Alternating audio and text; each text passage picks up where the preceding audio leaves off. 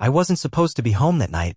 Another 12-hour graveyard shift at the delivery warehouse had just wrapped, and my body felt like it had gone 12 rounds with a freight truck. I didn't bother turning on the radio during the drive home, just let the low hum of the tires against the concrete lull me into autopilot. By the time I pulled into our driveway a little after 2 a.m., I was running on fumes and muscle memory. Haley's car was already parked in its usual spot, snug under the carport. That in itself wasn't strange. She worked mornings at the boutique, so she was usually in bed by 10, maybe earlier if the kids had worn her out. The porch light was off, and so were the lights in the living room, nothing unusual there either. But as I cut the engine and stepped out of the car, I felt something off. You know that instinct you get when something's just not right? That whisper in your gut telling you to pay attention? It hit me the second I unlocked the front door and stepped inside. The house was quiet still. The kind of stillness that usually meant sleep, except tonight it felt staged. Like the kind of silence you hear in a room just after the music cuts and right before someone lies to your face. I kicked off my boots by the door and started down the hallway toward the bedroom, careful not to wake the kids. I'd taken maybe 3 steps when I heard it. A voice. A man's voice. Not loud, but definitely there. It wasn't on the TV, too real, too present. Not a podcast either. This was a person. In my house. In my bedroom. I stopped cold. It was one of those moments where time splits. One version of you just shrugs it off and walks in like nothing's wrong. The other? He freezes. Listens. Lets his mind race through every terrible possibility. I was that second guy. Frozen at the edge of the hallway trying to make sense of what I just heard. The voice only lasted a few more seconds. 5, maybe 6. Calm, smooth, almost amused. Then nothing. Silence except for the low hum of the refrigerator down the hall. I waited, holding my breath like it might help me hear better. A minute passed. Then I heard movement, muffled but there. The soft shuffle of sheets. Footsteps. The kind of rustle that only comes when someone's trying not to make noise. I stepped closer. The bedroom door was cracked open an inch. Just enough to see a sliver of light spilling from the nightstand lamp. My hand hovered over the knob for a second before I pushed it open. Haley was alone. She looked up from the bed, startled but not surprised. That's what got me. She didn't flinch like someone caught off guard, more like someone preparing for an explanation. "Babe," she said, her voice high, a little breathy. "You're home early." I didn't answer right away. I scanned the room, just her on the bed, wrapped in our gray comforter, phone face down on the mattress beside her. The air in the room was thick with perfume. Sweet and strong. Not something she wore to bed. Not something she wore, period, unless we were going out somewhere nice. "What are you doing up?" I asked casually, but my voice sounded foreign to my own ears. She sat up a little straighter. "Couldn't sleep. My cousin called. Family stuff." Her phone buzzed then twice before going silent. She didn't reach for it. "I thought I heard a guy talking," I said, still not raising my voice. She shrugged, quick and dismissive. "Yeah, that was him. He's having a rough night. You know how he gets."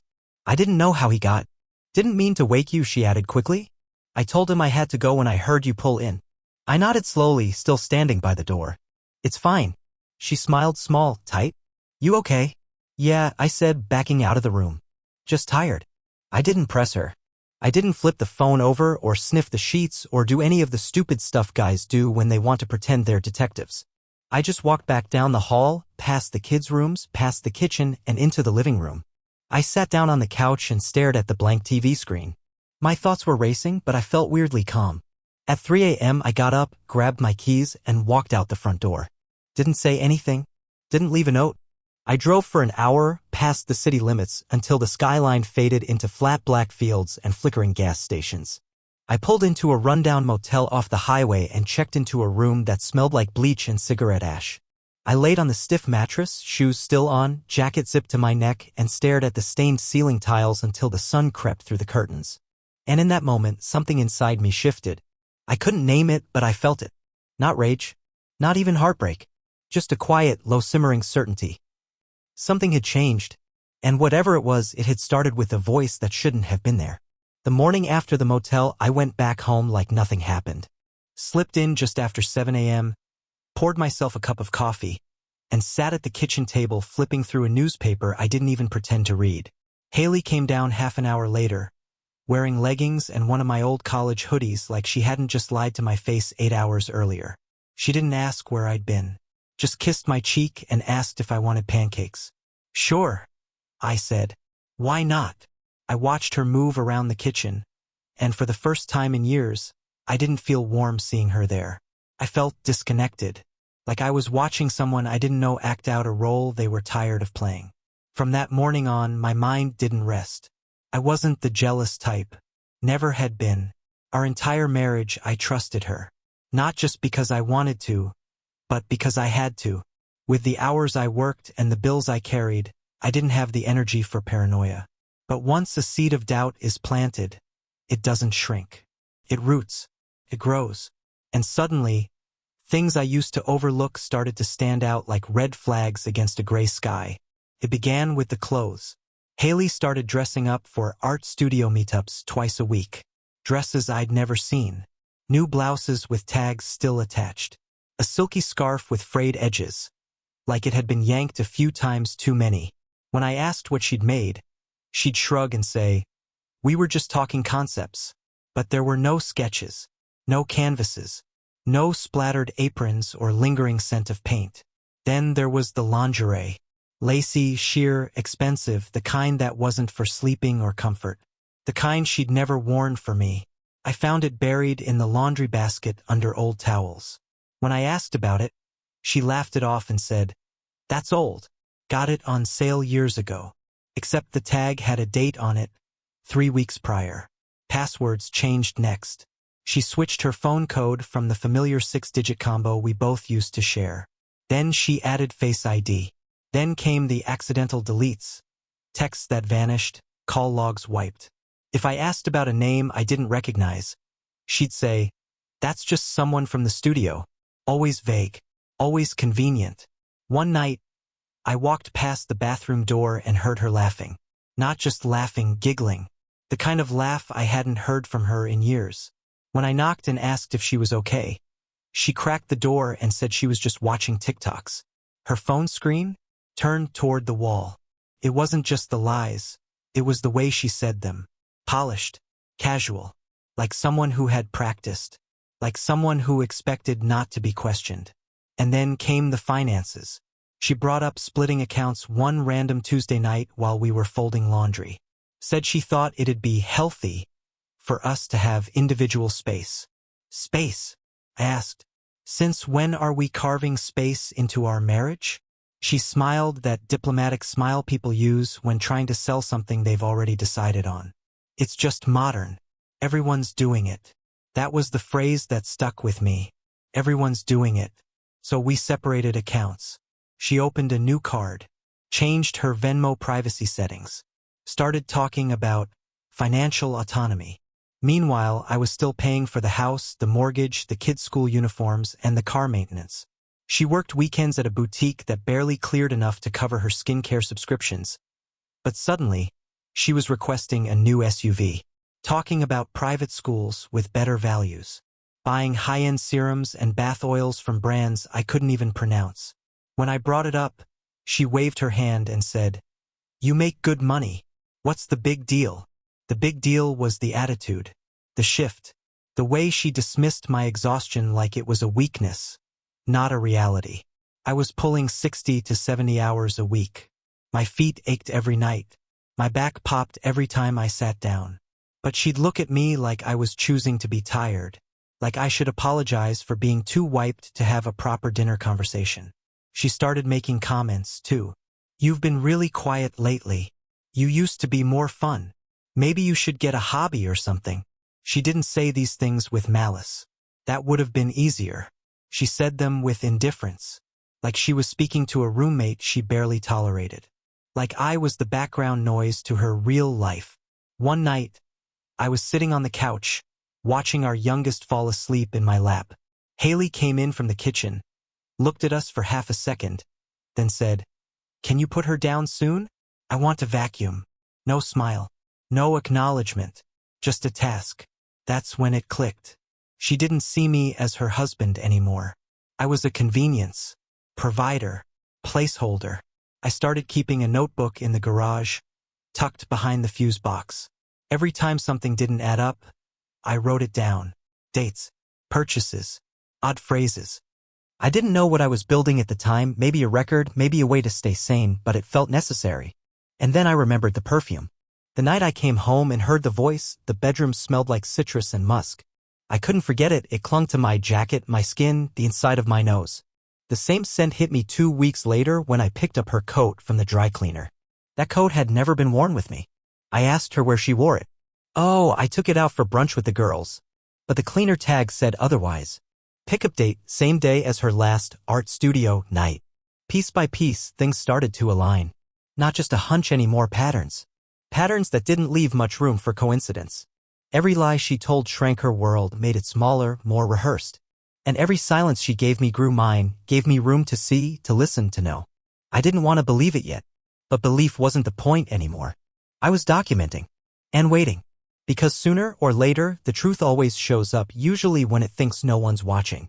The week before it happened, I stood in the Target parking lot staring at the receipt in my hand like it held the key to a riddle.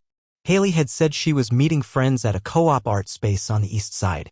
Said they were hosting a critique circle where everyone brought in sketches and talked shop. I nodded. Didn't argue. But something about the timing felt off. I knew her schedule, the boutique's shifts, the hours our kids needed her. None of it lined up with this sudden burst of creative engagement. The receipt? It wasn't art supplies. It was a pair of wedge heels and a silk wrap top, pale blue, low-cut, with a plunging neckline. It still had the security tag when I found it in the laundry bin 2 nights later. She hadn't worn that for me. I knew what she wore for me. That's when I decided to act. I wasn't going to confront her, not yet. I needed something irrefutable. Something you can't argue with. I'd spent too long walking around with ghosts in my gut. This time I needed a body. So I went to an auto shop 3 towns over, a friend of a friend, and got a GPS tracker installed under her bumper.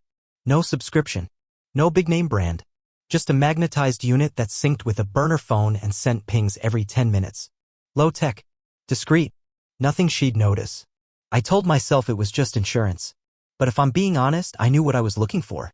The following Saturday, she came down the stairs just after noon. Hair curled. Lipstick deep red, the kind that left marks on coffee cups. She was wearing the pale blue wrap top, wedge heels, gold hoops that danced every time she moved her head. She smelled like the perfume again, that bold, citrus and musk combo that had no business being part of any casual meetup.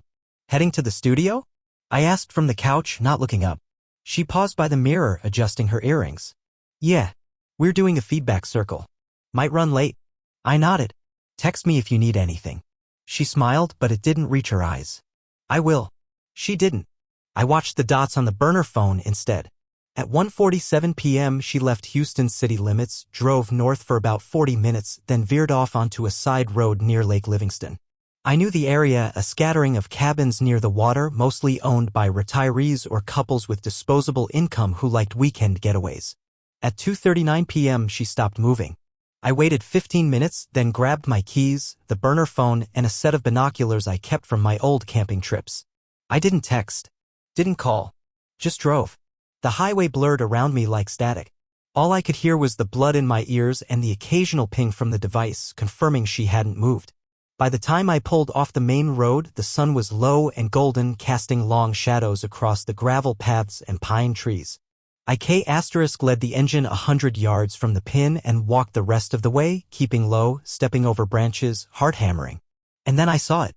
Her car. Parked under a cluster of tall trees, partially hidden but not enough. Beyond it, a small cabin with a porch swing, string lights, and 2 Adirondack chairs facing the lake. In one of those chairs sat a man. He was laughing, his hand resting casually on the back of her chair. Haley was beside him, barefoot now, knees tucked up, drink in hand. She looked relaxed. Happy. The kind of happy I hadn't seen from her in years. Then she stood, turned to him, and God help me, sat in his lap. She ran her fingers through his hair like she'd done it 100 times. He wrapped his arms around her waist like he knew the shape of her body better than her own husband. Behind them, hanging from the porch roof, was a small homemade banner. White canvas, handwritten in bold red paint, 1 year together, H&M. H&M.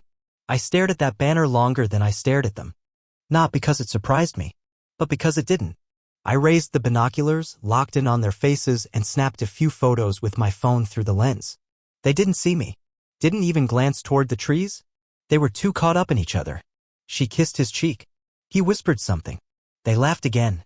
I don't know how long I stood there, minutes, maybe hours. But eventually, I turned around and walked back to the car. The drive home was silent. I didn't cry. Didn't scream. I was past the boiling point. I'd moved into something colder. Harder. The kind of clarity that doesn't shake when confronted with the truth. When I got back, I went straight to the garage, pulled down the notebook from behind the fuse box, and started flipping through it. Every date, every doubt, every offhand comment or studio night that hadn't sat right, all of it lined up. From the first bottle of new skincare to the sudden interest in solo brunches, the puzzle snapped into focus. She hadn't stumbled into an affair. She'd planned it. Built a second life, brick by brick, wrapped in casual misdirections and dressed in perfumes I couldn't pronounce. I laid the photos on the kitchen counter, arranged them like evidence at a crime scene, and stared at them until the clock hit midnight. Then I got to work. I wrote out a breakdown of everything I'd contributed to the marriage in the last 7 years. Not just money, but time. Labor. Care. Every school pickup, every hospital visit, every tax form, every oil change and roof patch. Every birthday I planned for her family, every holiday meal I cooked when she was too tired to host. I calculated the ratios, estimated, sure, but fair. By my count, I'd carried 85% of the weight. She hadn't done 50-50. Not even close. Next, I printed out the GPS map, marked the cabin location, and highlighted the timestamps that showed when she left and arrived. Then I printed the banner photo. Cropped it tight. Let the words scream from the page. 1 year together, H&M. Finally, I stapled it all together. 17 pages. A dossier of betrayal. I placed it on her pillow. Didn't lock the door. Didn't write a note. I packed a small duffel with the essentials, work boots, jeans, toothbrush, chargers, and walked out. I didn't look back. I didn't feel the need to. Because I wasn't leaving on a hunch anymore. I was walking away from a plan that had never included me. I didn't go far that first night. Just a modest rental about 20 minutes across town, short-term, month-to-month, no questions asked. The place was stale and sparsely furnished, but it had a bed and a working coffee pot, and that's all I needed. I turned off my phone, left the curtains drawn, and sat on the edge of the mattress like a man between timelines, one foot in his old life, the other still dangling over the void. The packet I left behind on Haley's pillow wasn't about revenge. It was about record. About laying the truth bare so there'd be no room for gaslighting, no comeback built on denial or reframing. I didn't want her scrambling to invent explanations or twist timelines. I wanted her to see exactly how deliberate it all looked, from the perfume to the passwords to the porch banner that gave it all away. By sunrise, I had a plan. I spent that morning at a coffee shop with my laptop, compiling a comprehensive document, a personal audit of the last 7 years of our marriage. I called it the ledger. It wasn't pretty, but it was necessary. I split it into sections: financial contributions, emotional labor, parental duties, household management, mutual investments. For each one, I itemized actions, events, dates. Not vague memories, actual entries. Bank statements, receipts, school emails, calendar ***, TS. Each line was a memory, a missed holiday, a long shift, a favor for her family, a sacrifice that never got named. I realized something as I typed. I hadn't just been carrying the marriage, I'd been holding it above water while she slowly let go. For years, I told myself the imbalance was temporary. That once the kids were older, or once the boutique picked up, or once she got through this or that rough patch, she'd lean back in. But that never happened. The boutique stayed part-time. Her family stayed chaotic and high maintenance, with me footing half their bills. And somehow, I always found myself canceling my life to fit around hers. Even emotionally, I was on the hook for both of us. If I brought home a hard day, she brushed it off. If she had a hard day, I dropped everything to hold space for her. I celebrated her wins and supported her failures. She critiqued mine and corrected the story if it made her look bad. And now I knew why. Because somewhere along the line, she'd stopped seeing me as a partner and started seeing me as infrastructure. Reliable. Durable. Replaceable. She didn't fall into another man's arms by accident. She walked there. And then she built a banner to celebrate the journey. The GPS wasn't the betrayal, it was just the receipt. I sent the ledger to a lawyer I found online that same day. He specialized in family law and had 5-star reviews for discretion and clarity. We set a consultation for Thursday. Until then, I started quietly moving assets, freezing unnecessary joint cards, transferring my paycheck into a separate account, pulling credit reports to flag any recent changes. I wasn't trying to ambush her. I was just finally doing what I should have done years ago, protecting myself. I checked on the kids through the school's online portal, attendance, lunches, permission slips. They were fine. I missed them, but I wasn't ready to face them just yet. Not without a plan. Not while I was still swimming in the wreckage of what their mother had done. Tuesday evening I drove past the house. Lights were on. Haley's SUV was in the driveway. The kids' bikes were sprawled on the lawn like nothing had changed. I parked across the street and watched from behind tinted windows.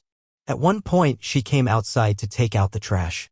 She looked over her shoulder twice, once toward the mailbox, once toward the street. She knew I was watching. She just didn't know from where. She didn't look guilty. Just tense. Like someone preparing for damage control. That night, she sent her first text. "Haley, I saw what you left." I don't even know what to say. I didn't reply. The next morning. "Haley, can we talk? I know how it looks, but it's not the full story." Still, I stayed silent. She needed to sit with the weight of it. No safety net. No emotional airbag. Thursday came. The lawyer read through the ledger while sipping coffee from a plain ceramic mug. He didn't look shocked, just methodical. He'd seen worse. But he did say one thing that stuck with me. "You've already done most of the work. Most people walk in here with gut feelings. You brought receipts." He asked if I wanted to go for full custody. I hesitated. "I don't want to use the kids as leverage," I said. "But you do want to protect them." He was right. We began filing. Quietly. Efficiently. I requested temporary custody with a stipulation for 50-50 down the line if Haley stabilized. I wasn't trying to cut her out of their lives. I just didn't trust her judgment right now, not when she'd built a whole second world behind my back. Saturday afternoon I returned to the house. She wasn't expecting me. The kids were in the backyard. I asked if we could talk inside. She sat across from me at the dining table, her arms folded tight, like a shield. "I don't know what you think you saw," she said. "I saw enough. That place at the lake, it's not what you think." I slid a printout across the table. The porch banner. Her sitting in his lap. Timestamp in the corner. She went pale. "Why didn't you just ask me?" she whispered. "Because I already knew the answer." She looked at me then, really looked. I don't know what she saw, but her shoulders dropped a little. "You planned all this?" she asked. "No," I said. "You did." I handed her the manila envelope. Inside was the petition for divorce. She didn't open it. Just held it like it might burn. "You don't want to hear my side?" "No," I said. "Because I've already lived it." She didn't cry. That surprised me. I think she knew it was over. Not because I was angry, but because I wasn't. There's a kind of silence that happens when someone realizes the outcome is no longer negotiable. She stood up, walked upstairs, and shut the bedroom door. I heard it lock. I walked outside and called my lawyer to finalize the filing. Then I called a moving company. 3 days later, I was gone. Not running. Not hiding. Just finally stepping out of the shadow of a marriage that had ended long before I found the proof. The divorce didn't take long. Texas isn't known for long separations or months of drawn-out court battles, especially not when one side comes prepared with a file folder of dates, photos, and undeniable facts. Haley's lawyer tried to challenge the timeline, suggesting that emotional complexity was at play, that affairs aren't always black and white. But the judge wasn't interested in poetry. She saw the timeline. She read the ledger. She looked at the GPS logs and the banner from the lake cabin and ruled accordingly. The truth wasn't subtle, it was statistical. The math didn't lie. Haley lost custody. Not completely. She got her visitation, weekends, alternating holidays, phone calls after dinner. But full-time custody? That came to me. Not because I was perfect. Not because I asked for it out of spite. But because when the judge looked at our kids and asked who made them feel safest, who packed their lunches and knew the names of their teachers and stayed home with them through every stomach flu, both of them said Dad. They were old enough to speak. Old enough to have opinions that carried weight. And when they gave their answers, Haley's expression crumbled just slightly, like she'd never considered the idea that her own children might feel like she'd checked out long before I did. I didn't smile in court. Didn't pump my fist or celebrate. I just sat there, holding their birth certificates in one hand and the custody paperwork in the other, and let the weight of it settle in. The house went to her. That was never a fight I wanted. Too many memories embedded in the walls, both good and bad. I didn't want to live inside a monument to what we lost. Let her have the kitchen where we argued and the stairs where she used to sit on Christmas morning with coffee and mismatched socks. Let her explain to her next partner why there's a faint burn mark on the living room rug or a crack in the doorframe to the laundry room. She got the new SUV, the skincare fridge, the designer kitchen mixer she never used. I didn't argue. I walked away with peace. Not material peace, emotional peace. The kids and I moved into a modest 3-bedroom house in Nebraska, Lincoln specifically. It wasn't glamorous, but it was clean, affordable, and came with a fenced backyard and a decent school district. I took a job with a regional logistics company running operations out of a mid-sized warehouse that paid well and gave me evenings free. For the first time in almost a decade, I ate dinner sitting down. Not in the car. Not standing over a sink. I learned how to slow-cook chili. Taught my son how to wash a car properly. Helped my daughter build a scale model of the solar system out of foam balls and coat hangers. We laughed in the living room. We argued over movie choices. We built a new routine out of nothing and watched it become something. There were nights I lay awake, not out of grief, but from the silence. When you've spent years living in anticipation of tension, waiting for the door to slam or the excuses to begin, the quiet feels unnatural. But then the quiet becomes peace. And peace becomes habit. Haley called a few times in those first months. Not to fight, surprisingly. Just to talk. To ask if the kids had gotten her letters. To mention a new job opening at a gallery downtown. She was always walking on eggshells, cautious, soft-spoken. Like she couldn't decide whether to be defensive or apologetic. I kept the calls short. I didn't need closure. I had evidence. One afternoon, she emailed me a long letter. 5 paragraphs. She called it a reflection. Said she had messed up undeniably. That she lost track of who she was. That I had given too much and she had taken without measure. The last line said, "I never stopped loving you even when I forgot how to show it." I didn't reply. I wasn't angry. But I had no interest in being rewritten into her redemption arc. This wasn't a story about miscommunication or burnout. It was a story about deceit. Sustained, patterned, and intentional. And I had already lived it once. Instead, I poured my energy into the future. My job kept me engaged, small team, rotating shifts, straightforward challenges. I liked the simplicity. The kids adjusted faster than I did. They made friends, picked up hobbies, started asking questions about things I hadn't even thought to introduce them to. My son joined a local robotics club. My daughter started learning piano. I bought a digital keyboard off Craigslist and promised her we'd upgrade to a real one if she stuck with it for 6 months. She lasted 4. We kept the keyboard anyway. I started therapy not for trauma but for recalibration. I needed to relearn what normal felt like. To stop confusing withdrawal with respect or compliance with peace. My therapist told me something in the first session that stuck. Leaving isn't failure. Staying in the wrong place is. It was the kind of clarity that made me want to frame the quote and hang it on the fridge. I didn't start dating right away. Not out of fear. Just fatigue. Relationships felt like math I wasn't ready to do. I wanted to make lunchboxes and clean up glitter and figure out how to keep houseplants alive. That was enough. The truth is, when you've been lied to slowly, inch by inch, you start to question your instincts. Even your good ones. But over time, they come back. Trust isn't just something you give to other people. It's something you relearn with yourself. I started walking in the evenings. Nothing dramatic, just down the street, past the gas station, to the edge of a park where the streetlights flicker and the grass smells faintly of mulch. The kids would sometimes join me. Sometimes not. It didn't matter. The walk was the thing. The silence. The rhythm. The proof that time was still moving forward, whether I was ready or not. And I was. Slowly. One foot in front of the other. Towards something real. Towards something fair. It didn't happen in a rush. There was no dramatic rebound, no candlelit dinner that changed everything. Just a conversation at a farmer's market over a stack of bell peppers. Her name was Allison. She was there buying produce for her sister's baby shower, and I was trying to figure out the difference between yellow squash and zucchini. We laughed about it, traded cooking shortcuts, and didn't even exchange numbers. Not that day. The next weekend, I saw her again. Same booth, same smile. This time, I asked her out for coffee. Allison wasn't flashy. She wasn't overly charming. She didn't wear perfume that lingered after she left a room. What she did wear was honesty. Right there in the way she spoke. Clear, measured, no performance. She asked thoughtful questions and listened without looking at her phone. She remembered things I told her. She didn't flinch at the mention of my kids or my past. We took things slow. I introduced her to the kids on our 4th date, not because I had to, but because I wanted her to see the whole picture early. She didn't try to win them over with gifts or over-the-top affection. She just showed up, week after week. Movie nights, grocery runs, board games, soccer games. And she didn't just show up for me. She showed up for them. She never made promises she couldn't keep. She didn't ask for more than what I offered.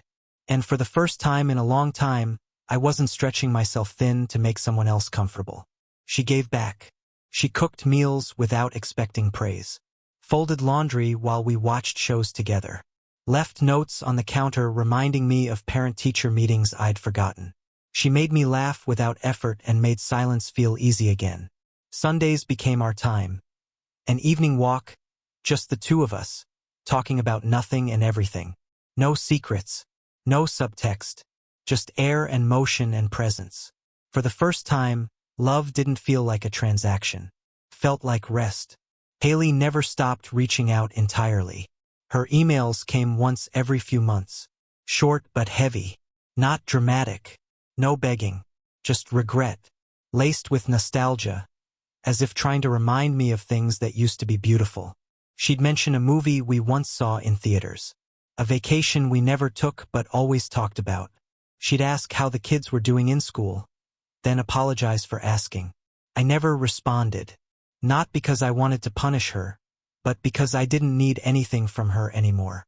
Not closure. Not apology. Not validation. I'd already processed the truth. She had taken more than her share, and when it mattered most, she made herself absent. Again and again. She wasn't the villain in some epic story. She was just someone who walked away while pretending she hadn't moved. And I stopped following. One message stood out, though. It arrived a few months after I introduced Allison to my parents. It was longer than the rest. I see now what I lost, she wrote. Not just a husband, but a home, a rhythm, a person who kept showing up even when I didn't notice. I didn't realize what you were carrying until I saw it gone. I read it once, then deleted it. I didn't need to look back. I was standing in a life that felt whole, not because it was perfect, but because it was honest. Allison and I never tried to fix each other. We didn't rush toward forever. We built slowly, brick by brick. Real effort, real time. The kids loved her. She didn't try to be their mom. She just became someone they trusted. Someone who showed up to recitals and drove them to practice and asked about their day, and remembered the answers. She made our lives bigger, not heavier. I never got revenge. Never rubbed anything in Haley's face. Because I didn't need to. Peace was the best response I could have given. Because the truth is, some people will never understand what they had until they lose the version of you that kept giving, kept forgiving, kept waiting. And by the time they realize it, that version of you is already gone. I'm not who I was when this all started. I'm better. And that's all the closure I ever needed.